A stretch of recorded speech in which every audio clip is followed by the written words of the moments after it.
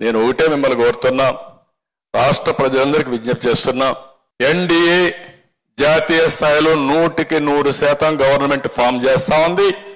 వాళ్ళు ఒక లక్ష్యం పెట్టుకున్నారు, 400+ ఎన్డీఏ లక్ష్యం. రాష్ట్రంలో ఎన్డీఏ 160+ రావాలి. ఎంపీల్లో 24+. నా బాధ్యత నేను చేస్తాను, ప్రజల్లోకి వెళ్తాను. నేను చెప్పవలసిన విషయాలని చెప్పి ప్రజల్ని సమాయత్తం చేస్తాం.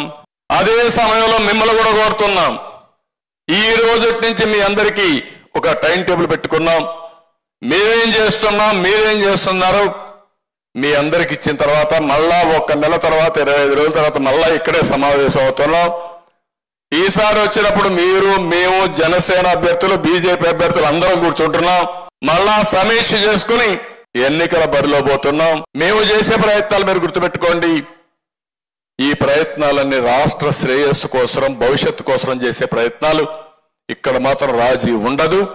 ఎన్డీఏ గెలవాలి, ప్రజలు గెలవాలి, రాష్ట్రం నిలబడాలి.